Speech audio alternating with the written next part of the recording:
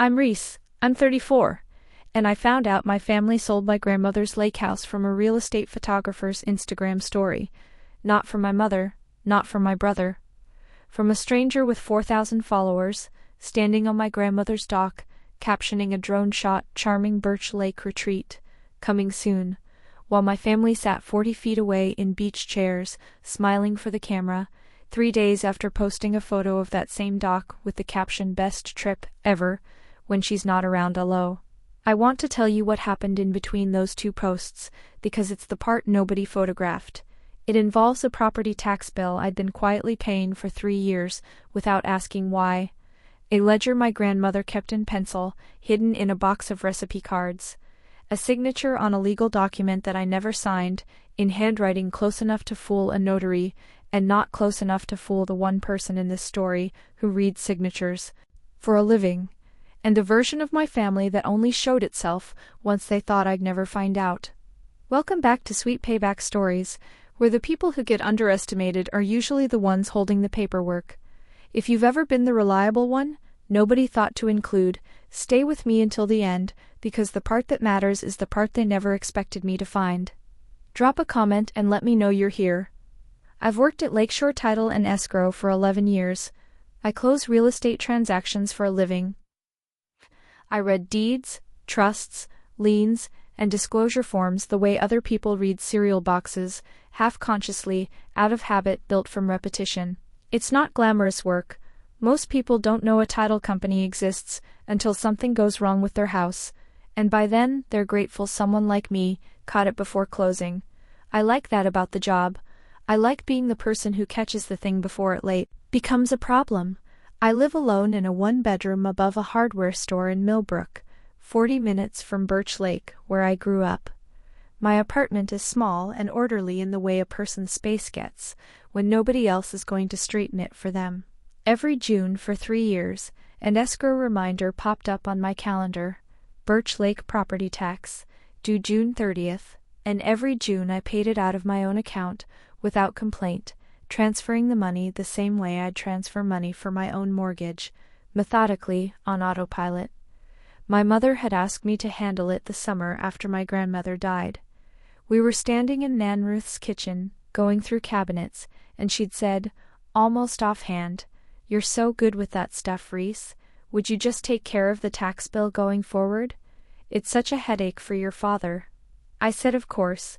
I didn't ask why it couldn't just come out of the account the house itself generated in rental weeks, or why nobody else in the family, with 2 working adults and a business owner among them, couldn't manage a single annual bill. I told myself I was helping. I've since learned that helping and being used can wear the exact same clothes, and for years I didn't know how to tell them apart by feel.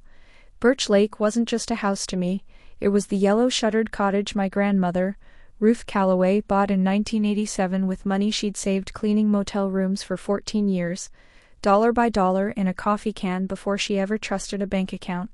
She taught me to bait a hook off that dock when I was 6, patient in a way my own mother never quite managed to be. She kept a coffee can of bent nails on the porch railing, labeled in pencil on a strip of masking tape, still good. I thought that can said everything there was to say about her. Thrifty, practical, unsentimental.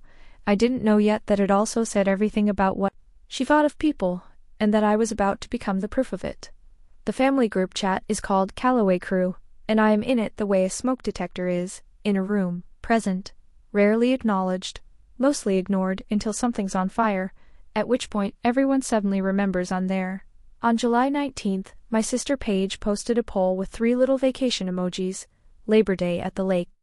Who's in? Thumbs up reactions rolled in fast. My mother, within 4 minutes. My brother Tyler, 6 minutes after that, along with a boat emoji. Paige's husband Connor added a sun emoji, like he was contributing something. Nobody tagged me directly. Nobody asked what my schedule looked like. I sat with my phone in my hand for a full minute, thumb hovering, before I finally typed. I could probably swing Friday through Monday if someone tells me the plan. What dates are we thinking? The chat went quiet for the rest of the afternoon. Paige's reply came that evening 40 minutes after everyone had clearly finished discussing something in a side thread I wasn't part of. "Oh, we just figured with your work schedule it'd be tight for you this year, closings and all that. No pressure either way. We'll send pics. Blush, I hadn't mentioned my work schedule. I hadn't mentioned anything. Nobody had asked. I typed out 3 different responses and deleted all of them before settling on, okay, let me know if plans firm up. I told myself it was a small thing, a scheduling assumption, not a decision made about me without me. I have a long history of telling myself that particular sentence, and a longer history of being wrong about it. 2 days later, Tyler texted me directly for the first time in 5 months. Not "how are you doing?" Not "miss you, sis." He wrote, "Hey, quick Q. Does the boathouse insurance policy cover cosmetic stuff, like paint and the dock boards? Mom wants it looking sharp." I told him homeowners' policies generally don't cover cosmetic wear, only sudden damage, and asked, casually, what he needed it to look sharp for. He didn't answer that part of the message. Instead, he sent a thumbs up and went quiet. 2 hours later, my mother called. An actual phone call which she reserves for things she doesn't want in writing. She asked, in her bright, efficient voice, whether I still had that whole folder with the house paperwork, the one I'd organized after Nan Ruth died, deed, tax records, insurance binder, appliance warranties, the works. I told her I did, that it was in a filing box in my hall closet. "Perfect," she said. "Just want to make sure everything's tidy before the season winds down." I asked, tidy for what? She laughed a little too quickly. "Oh, you know, just staying organized. You know how I am." I do know how she is. She has never once, in 34 years, called me to double-check that a filing box was tidy. Hung up and stood in my kitchen a long moment, the way you do when a sentence doesn't add up, but you can't yet say why. 2 nights later, I drove out to my parents' place to drop off a birthday gift for my father, and found Tyler's truck in the driveway, along with a rental van I didn't recognize, its back doors propped open. Through the kitchen window I could see my mother and Tyler bent over the table, papers spread out between them, my mother pointing at something with her reading glasses pushed up into her hair. When I knocked, the papers disappeared into a folder so fast that Tyler nearly knocked over his coffee doing it. "Oh, Reese. Didn't know you were stopping by," my mother said, a beat too brightly, sliding the folder toward the far end of the table with the flat of her hand. I asked what they were working on. "Just some boring house stuff for the insurance renewal," she said. "You know how thrilling that is." I said I did, actually. Know exactly how thrilling insurance renewals were, since I handle them for a living, and offered to look at it. She said it was already handled, and changed the subject to my father's birthday so smoothly I almost didn't notice the door closing. Almost. Labor Day weekend, I worked a Saturday closing on a young couple's first home, the kind of closing where everyone cries a little and it's genuinely nice work. Sunday I spent alone, repainting my bathroom door a soft sage green because I didn't know what else to do with a long empty holiday weekend. I told myself I liked the quiet. I mostly did. Monday morning I made coffee and opened Instagram out of habit before I was even fully awake, and there it was on Paige's story, 7 images deep, my whole family on the dock at Birch Lake, sunburned and laughing, my father in the folding chair he's used every summer of my life, Tyler mid-cannonball frozen in the thumbnail with his mouth wide open, my mother in a sun hat I didn't recognize, holding a mimosa. The photo itself would have stunned on its own. It was the caption sitting over it in bold white block letters that made my stomach drop straight through the floor. "Best trip ever when she's not around, LOL." 41 people had already reacted by the time I saw it, laughing emojis and hearts stacked in the corner. My Aunt Carol had commented, "Iconic energy." A cousin I hadn't spoken to in 3 years wrote, "No notes, perfect crew." I sat down on the closed toilet lid, with wet sage green paint still drying on 2 of my fingers, and read the caption 4 times, waiting for it to resolve into something less than what it plainly said. It never did. It just sat there, public, permanent, tagged with a location pin of the one place on Earth I'd never once needed a caption to feel like I belonged. I texted Paige a single line, deliberately calm because I didn't trust myself to be anything else. Saw the story. What does that caption mean? She didn't respond for 6 hours. When she finally did, it landed with the particular carelessness of someone who'd rehearsed the excuse before I'd even asked. "Oh, don't read into it. It was just a joke. Everyone found it funny. You're being kind of sensitive, TBH. I called my mother that night instead of texting, because I wanted to hear whether her voice matched the words. She picked up already sounding tired of a conversation we hadn't technically started. "Reese, it's a caption. It's a joke. Nobody meant anything by it." I asked evenly why I hadn't been invited in the first place, if the whole thing was so casual and inconsequential. She sighed, the specific sigh she saves for when she wants me to hear how unreasonable I'm being, without having to say the word unreasonable out loud and own it. "You always make things so complicated," she said, and then, before I could answer, "I have to go. Your father's calling me," and hung up. I sat with that for a long time that night, phone dark in my lap. Not just the caption, the pattern underneath it, stretching back years. Every holiday photo I'd taken instead of stood in. Every "we figured you were busy" that arrived before I'd ever said I was. I'd spent years filing those under coincidence, under bad luck, under my own oversensitivity, because it was easier than the alternative. That night, for the first time, I let myself consider the alternative directly, and it didn't go away when I blinked. 3 weeks later, still turning the caption over at odd hours, I went looking for something to occupy my hands and pulled down a box from my closet shelf I'd never fully unpacked. Nan Ruth's old kitchen things, saved when we cleared her house 3 years ago, and never quite dealt with since. Most of it was exactly what I remembered: chipped mixing bowls, a drawer's worth of loose recipe cards. In her handwriting, a rubber-banded stack of church bulletins she'd apparently never thrown away. Buried underneath the recipe cards, wedged flat against the bottom of the box, was a small spiral ledger, the cheap kind you'd use to balance a checkbook, its cover soft and curling with age. Most of the entries were mundane. Grocery totals, a running tally of tomato plants, a note about the doc needing new boards before Reese's June visit. She always checks the loose one. But on a page dated the March before she died, in her small, careful pencil, underlined once, was this: "Talk to Ted at the office today." Paper signed. R's name is on it now. She doesn't know yet. Good. Let her find it when it matters, not before. Some people show you exactly who they are the moment they think no one's counting. Reese never once asked me for anything her whole life. That's not nothing.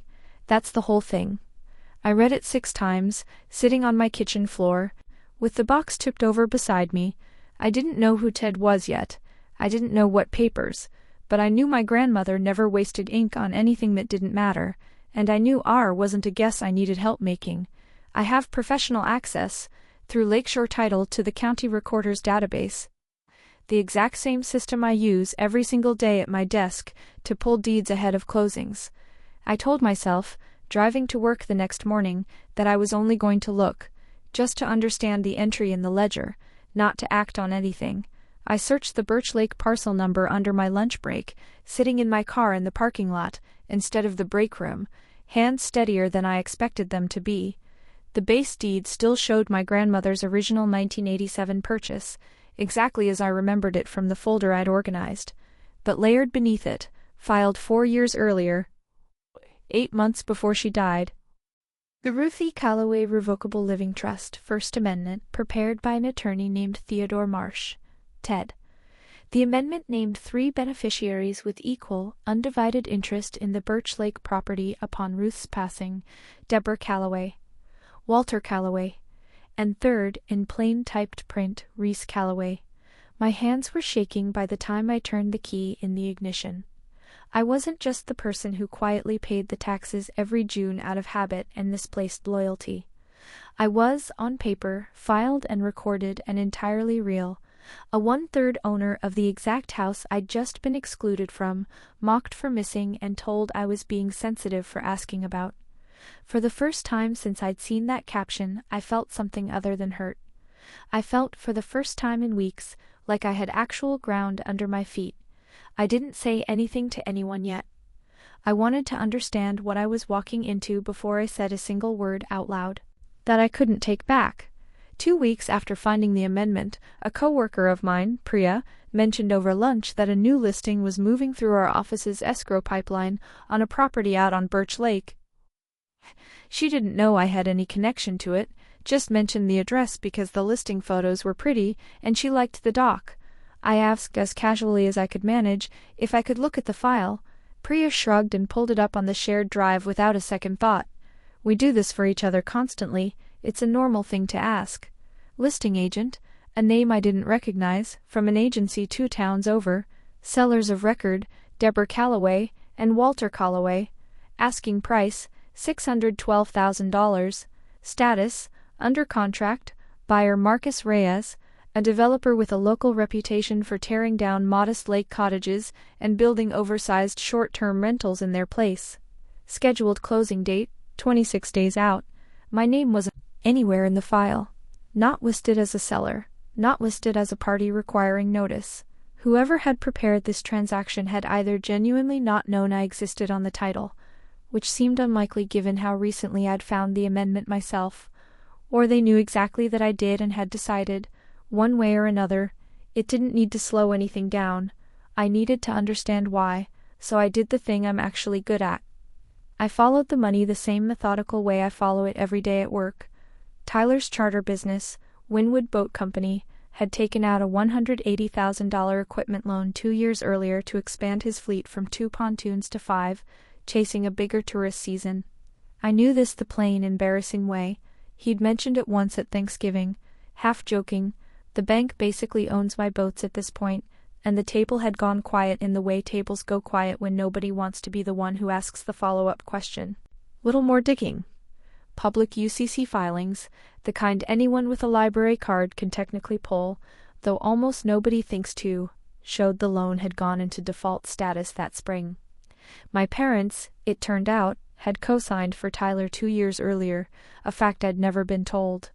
If Tyler couldn't cure the default within a set window, the bank could come after their joint retirement accounts.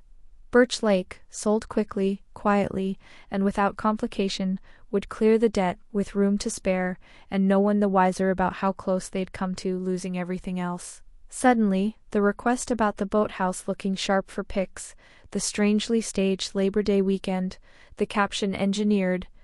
I was becoming more certain by the hour that it had been engineered, to keep me far from the property while a photographer worked the dock.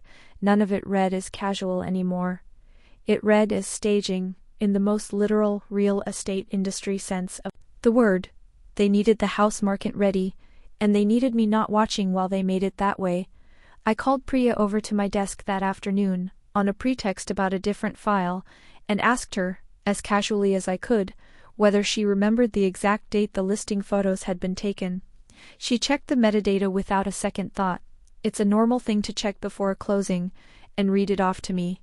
The photos had been taken on Sunday of Labor Day weekend, the exact day I'd spent alone repainting my bathroom door, 40 minutes away, believing my own family was simply enjoying a holiday without me. They hadn't been enjoying a holiday, they'd been executing a plan with a shot list on a day they knew, with the kind of precision only careful planning produces, that I would not be there to see the photographer walking the dock with a drone. Here's what I finally understood, sitting in my car in the escrow office parking lot, with Tyler's UCC filing still open on my phone screen, the engine running for the air conditioning I wasn't even feeling. The Labor Day trip was never a vacation. It was a professionally staged photo shoot disguised as one timed for a weekend I'd been quietly deliberately steered away from, so the listing photos could go up online without me being present to ask a single question I was legally entitled to ask. The caption wasn't a careless, thoughtless joke, the way Paige kept insisting. It was cover, built in advance. If I ever did see the trip, ever did see the photos and the location tag, "She's not around LOL" was already sitting there, funny, deniable, easy to walk back as harmless if I pushed too hard. A joke I'd look petty for taking seriously. It let them do exactly what they needed to do while making my own absence look, to anyone watching, like it had been my choice all along. I thought again about my grandmother's ledger, the pencil pressed hard enough into the page that I could feel the indentation on the back of the sheet. Let her find it when it matters, not before. Sitting there in that parking lot, I understood with total clarity that it mattered now. I called an attorney the next morning. Denise Okafor, a real estate and trust specialist I'd referred 6 of my own clients to over the years without ever once imagining I'd need her for myself. I told her everything in order: the amendment, the listing, the loan, the caption, the ledger. She was quiet for a moment on the other end of the line, the kind of quiet that meant she was already thinking 3 steps ahead of me. And then she said the sentence that changed how I understood my own footing in this entire situation. If that amendment is validly executed and properly recorded, and it sounds like it is, they cannot convey clear, full title to this buyer without your consent. Legally right now, today, you are not a bystander in this transaction. You are a necessary party. Nothing closes without you. I sat with the phone against my ear in my own kitchen, the same kitchen where I'd found the ledger, and felt something shift under me. I'd spent years being the last one told anything in this family, the one informed after the fact, the one asked to be understanding about decisions already made. For the first time in my adult life, I was the only person in the entire situation who understood exactly what was happening and what it meant. It didn't feel like triumph, not yet. It felt like standing on solid ground for the first time after a long stretch on a boat.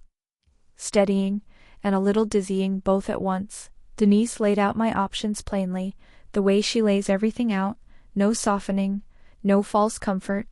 I could stay quiet and let the sale proceed to closing, effectively forfeiting an interest I hadn't even known to defend a month earlier. The easy path, the path that kept the peace.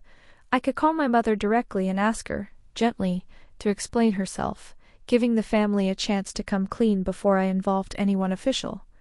Or I could act through the title and escrow system itself, my own world, the one thing in this entire mess I actually knew better than any of them, and stop the transaction cold, formally, the same way they had tried to move around me without warning or explanation. I thought about my mother's voice on the phone. "You always make things so complicated." I thought about the caption, still sitting on page at that point, still collecting laughing emojis from people who had no idea what it was actually covering for. I thought about the ledger, and the coffee can labeled still good, and 11 years of quietly paying a tax bill nobody else wanted to be bothered with. I understood, sitting at my kitchen table that evening with Denise's number still glowing on my phone screen, that acting meant this could never again be softened into a misunderstanding, a joke, a scheduling mix-up. There would be no path back to pretending. I called Denise back before I could talk myself out of it. They had let a single caption speak for them all summer. 3 days later, my mother called me, her voice tighter than I had ever heard it, directed at me specifically. "Reese, what did you do?" "Marcus's people are saying the whole deal might fall apart. They're talking about walking away entirely." I asked her, as calmly as I could manage, whose name appeared on the trust amendment my grandmother had filed 4 years earlier. There was a long silence on the line, long enough that I could hear my father's television faintly in the background.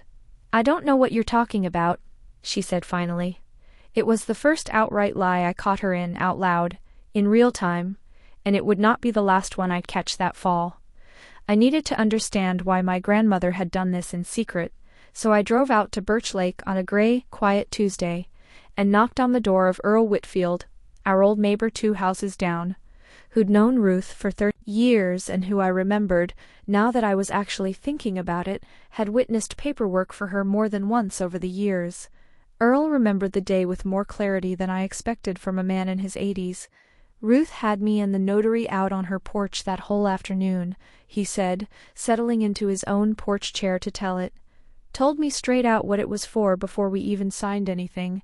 She said, 'I'm not doing this because Reese ever asked me for a single thing, Earl. She never has, not once in her whole life. That's exactly why I'm doing it. She told me she wanted to see, plain and honest, who in that family would keep showing up for her without a piece of paper promising them something down the line for it. Said she already had her suspicions. Guess she got her answer before she even passed, and it sounds like you just got yours too.'" I sat on Earl's porch a long while after that, watching the lake go gray and still in the late afternoon light. My grandmother hadn't just left me a piece of paper filed away in a county database. She'd left everyone in that family a quiet test they never knew they were taking, and a house deliberately to the one person who'd never once asked what was in it for her. 2 days after visiting Earl, Denise called with something that unsettled me more than the listing ever had. In the closing file the buyer's attorney had reluctantly shared once my dispute notice forced disclosure, there was a side waiver of interest, a single typed page stating that Reese Calloway relinquished any and all claim to the Birch Lake property, dated 6 weeks earlier, notarized, with my name signed at the bottom in ink. I had never signed anything like that in my life. I had never seen the document before that moment. Denise emailed me a scan while we were still on the phone. I opened it standing in my kitchen. My name was there in a signature that looked, at a glance, close enough to mine to pass. Close enough to fool someone who wasn't looking hard. It was wrong enough, though, to someone who had spent 11 years comparing signatures for a living, examining the tiny inconsistencies that separate a real one from a copy, that I knew instantly, staring at my own name rendered by someone else's hand, that I had not made it. Denise brought in a forensic document examiner, a formality she said any court would want, regardless of how obvious it looked to me. The report came back within the week. Inconsistent pen pressure throughout, an unnatural pause visible mid-signature under magnification, letter forms that simply didn't match the natural rhythm of my known signatures on file with the county and with my own bank. Forged. Not ambiguous, not a matter of interpretation. Forged in the examiner's own written conclusion. The notary block on the waiver named a mobile notary service, Tyler used before more than once for boat titles through his business. When Denise's investigator called the notary directly, the woman remembered the appointment without much prompting. A man matching Tyler's general description, seated at a kitchen table, introducing the signer as my sister. She's just running late for work today, has to rush off in a minute. The notary admitted she hadn't asked for a second form of ID beyond what was handed to her, hadn't required the signer to speak, hadn't followed her own office's protocol. It was a shortcut that would likely cost her license, and it turned out to be the single loose thread that unraveled everything else in that file. This was no longer a family being thoughtless or careless or even unkind.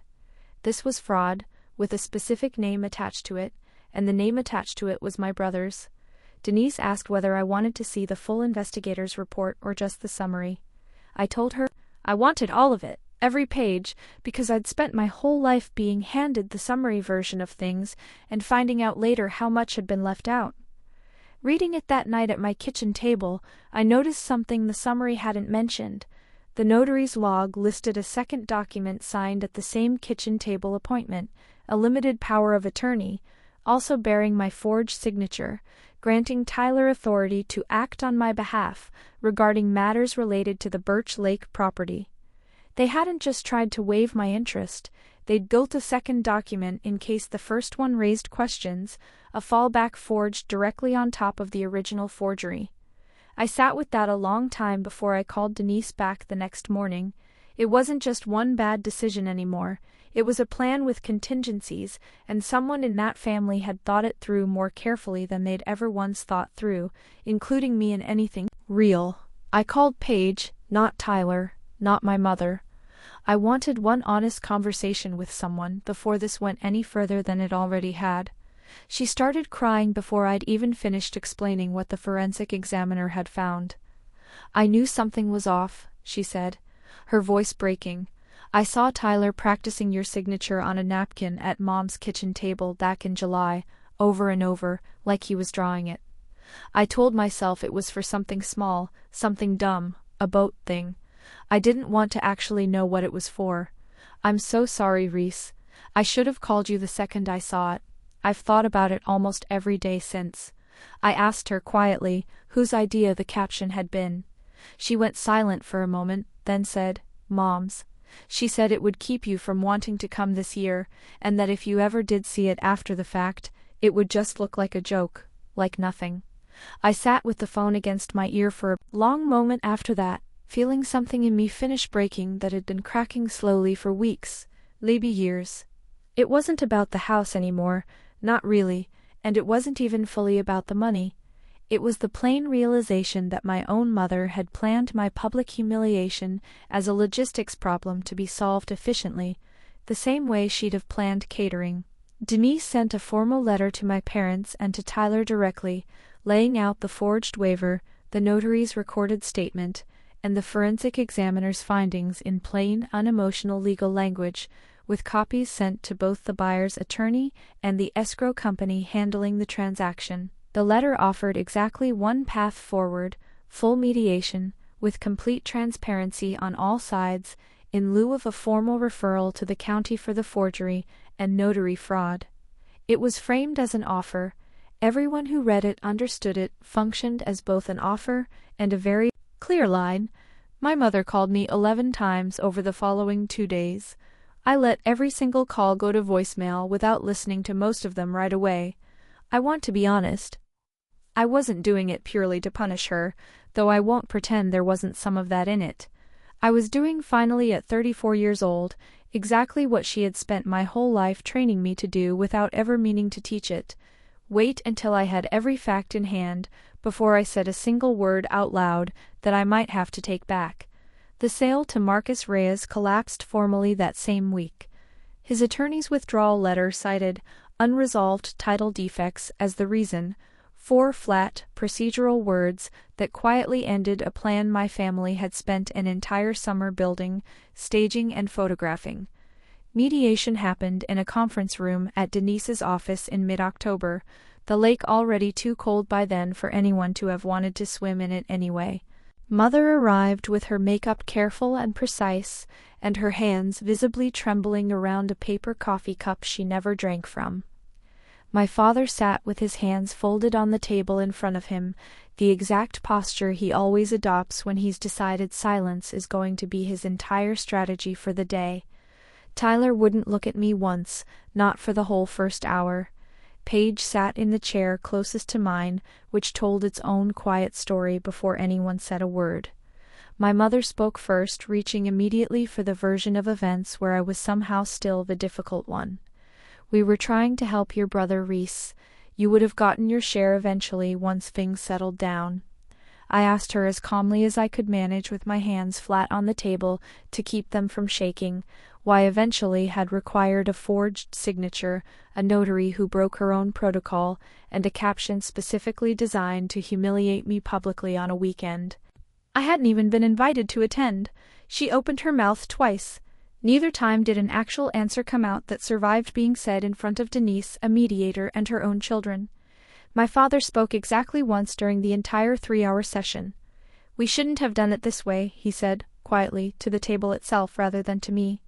It was the single honest sentence he offered in that whole room, and it arrived roughly 4 months too late to change a single thing that had already happened. Tyler finally looked up somewhere in the second hour, when the mediator read the forensic examiner's findings aloud in full, plainly, sentence by sentence. "What?" "I didn't think it would actually matter," he said, to no one in particular, his voice smaller than I'd ever heard it. "I thought you'd never even look, Reese. You never look at anything that isn't already a problem on someone's desk." I told him that was exactly the point, that I hadn't been looking for a problem. I'd found a ledger in a box of recipe cards that Nan Ruth had left for exactly this moment, because she'd apparently understood something about this family that had taken me 34 years and one caption to finally understand myself. Tyler didn't have anything to say back to that. Nobody did. The mediator laid out the facts plainly, the way facts eventually get laid out once enough paperwork exists to make denial impossible. The trust amendment was valid and properly recorded, the waiver was fraudulent, forged, and legally unenforceable. Any future sale of the property would require my documented, notarized consent as a 1/3 beneficial owner, full stop. My parents, facing both the collapsed sale and the exposed forgery hanging over the family, agreed to a settlement. Either the property would be sold with proceeds split 3 ways under full transparency this time, everything disclosed, or I could buy out their combined 2/3 share at a fair market appraisal, conducted by a neutral licensed appraiser. I chose to buy them out, not out of spite, and not, honestly, out of triumph either. The house had never been the actual problem between us. The secrecy had been the problem all along, the entire time, dressed up in 100 small forms over 100 small years. Tyler, without the bailout he'd quietly been counting on since spring, worked out a restructured payment plan with his lender on his own, selling 2 of his 5 boats to make the first installment on time. It wasn't the ending he'd wanted for himself. It was, at least, an ending that was actually his to earn, on his own name, without anyone else's forged signature underneath it. I chose not to pursue criminal charges against the notary or to push Denise toward escalating the forgery any further than the mediation already required. I had gotten the thing that actually mattered most to me out of all of it. The truth, plainly stated, on the legal record in writing, where nobody would ever again be able to caption it back into a joke. Buying out my parents' 2/3 share cost nearly everything I'd saved and a substantial chunk of a retirement account I'd built slowly and carefully over 11 years of steady, unglamorous work. The same patient, unglamorous kind of work my grandmother had done cleaning motel rooms for 14 years to buy that house in the first place. I don't regret spending it. I think, in a strange and quiet way, it's the most honest use I'd ever made of that money. 11 years of careful, unremarkable diligence, finally spent finishing what my grandmother had quietly started trying to protect for me before she ever told me she was doing it. I kept Nan Ruth's coffee can of bent nails on the porch, railing exactly where it had always sat, still labeled in her pencil handwriting on that same curling strip of masking tape, still good. I understand it differently now than I did as a kid sorting through her cabinets. She hadn't only been talking about nails, it's been almost a year now. I hosted Labor Day at Birch Lake this time. My house now, my dock, my own invitation list, sent out 3 weeks in advance with actual dates attached. Paige came and stayed the whole weekend, and we're rebuilding something slower and more honest than anything we had before, one real conversation at a time instead of one caption at a time. My parents weren't invited this year. I want to be clear that isn't punishment, not in the way my mother would probably describe it if you asked her.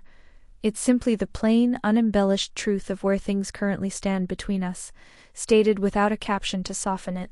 I stood out on the dock at sunset with a cup of coffee, the same chipped blue color as the mug my grandmother used to hand me when I was small, barely tall enough to see over the porch railing, and I thought again about her ledger, still sitting in my nightstand drawer at home.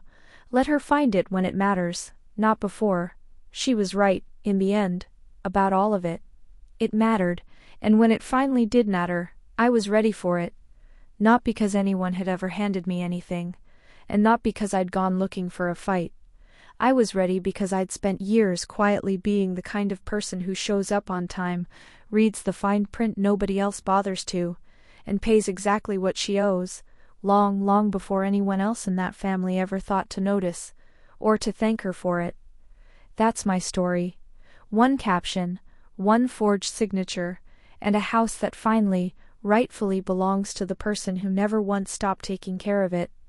If this reminded you that quiet reliability is not the same thing as being invisible, take that as your sign today. Share it with someone who's always the last one told.